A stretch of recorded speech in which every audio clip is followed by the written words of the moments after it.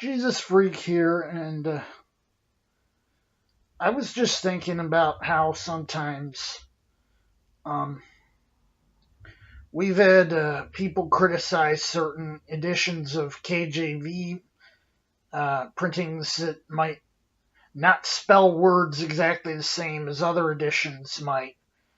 Um, and a general explanation of why this is. You see, for the most part, the text of the King James Version pretty much stabilized in its current form in 1769. But although it was mostly what it is now, English orthography didn't really start to stabilize until well into the next century. First with Noah Webster in the U.S., and I'm not sure or who was really driving this same push in the U.K., but and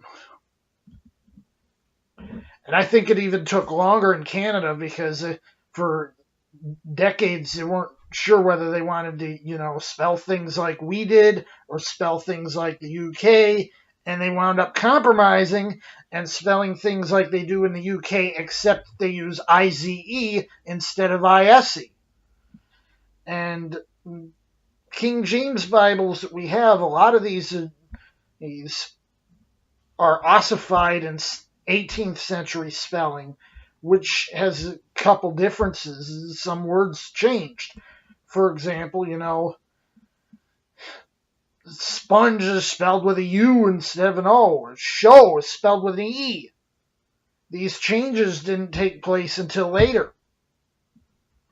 And I'm going to go through some example here with one particular case because, as you know, I've got this edition says, we're looking at 2 Timothy 3:17, and a lot of people complain that some versions, some King James printings say thoroughly, where others say throughly.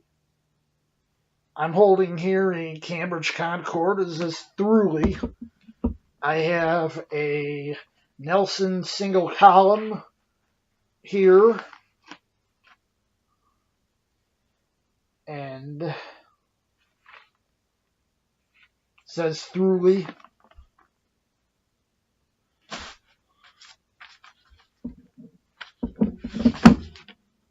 Here's an Alan Ruby.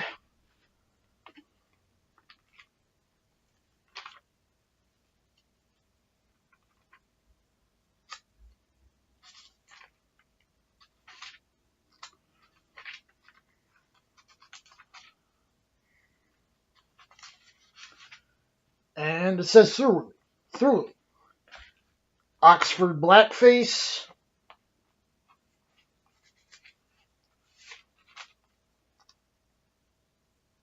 Says throughly. And here's an ABS reference.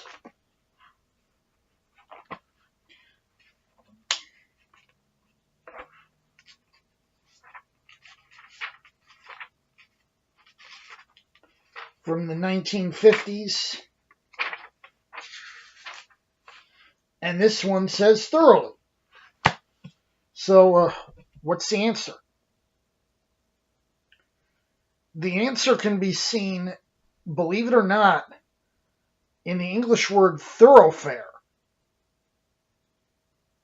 which means a through highway. So, how did this happen? The answer is in 1611, the words weren't distinguished. In fact, the word through is commonly spelled Thorow. And I'm not exaggerating or lying or distorting this fact any. That's how they spelled it in 1611. There was no distinction between them.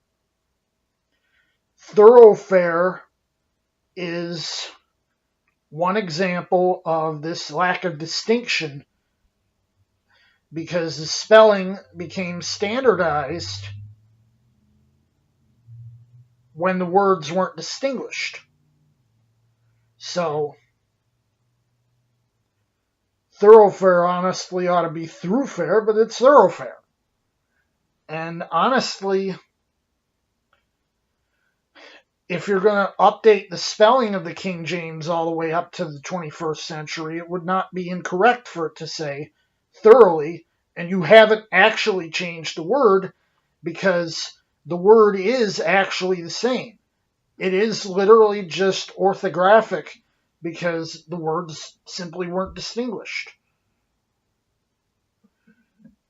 And the same is true of some other unusual words in the King James. For example, like I said, this spell shew is pronounced show, not shew. And all it is an older spelling. I believe in some places it lasted into the early 20th century. And now it's spelled show. But before that, it was spelled with an E. And this kind of thing happens all the time. At one point, woe was spelled without the E. It was spelled W-O, like woe to thee. It was spelled W-O, like in the Baskerville Bible, which is another King James, I believe, from 1762. It's spelled W-O. It's just a variant. And I don't think it really matters. And I know people are going to get me for this because, I kind of gored a sacred cow here. Some people believe, the King James Version has to be letter perfect. And they come up with this stupid Peer Cambridge edition of 1900 thing. And I think it's caused a lot of division, a lot of distress, a lot of confusion. And God's not the author of confusion.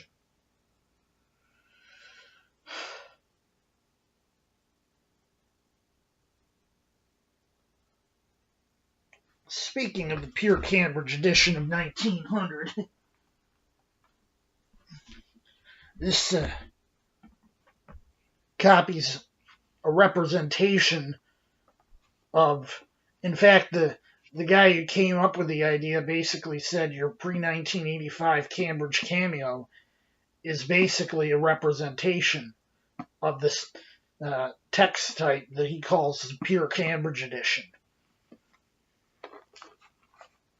That he says is the jot and tittle perfect presentation of the King James, which, I think this is he takes things to an extreme beyond even Gail Ripplinger. But here again, spells it throughly. Like I said, I don't think that's that big a deal. It's certainly nothing to throw out or burn a Bible over as some people would.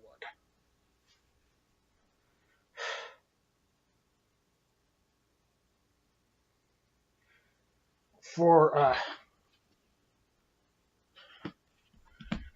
comparison,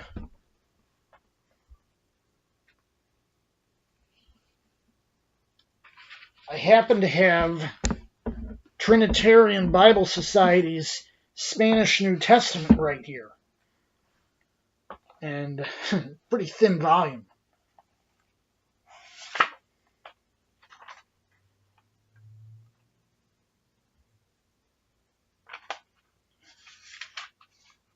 And their version reads this verse,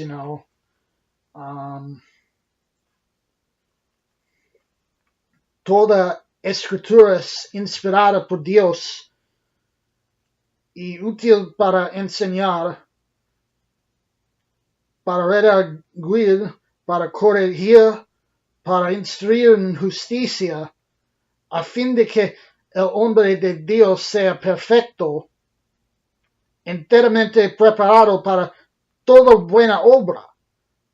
And there isn't, the word that's translated throughly in the King James and thoroughly, here it's translated entirely.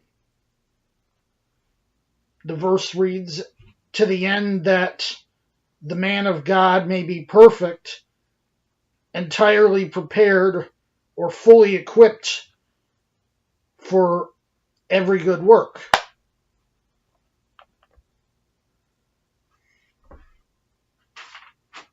I personally, I translated it, you know, well, I translated these verses. I said, all of those writings, referring back to verse 15, where it says, from the time you were a little boy, you have known the holy writings, which can teach you to salvation by the faith which is in Christ Jesus.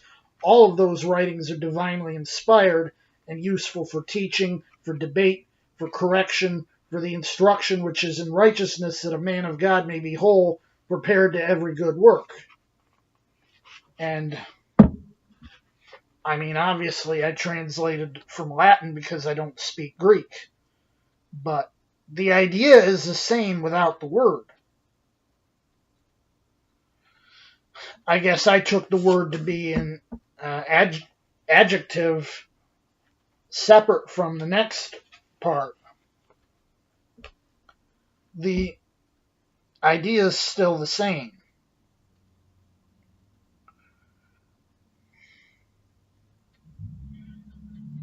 But, yeah, the whole, throughly versus thoroughly is just someone doesn't understand how English works. And it's basically what it is.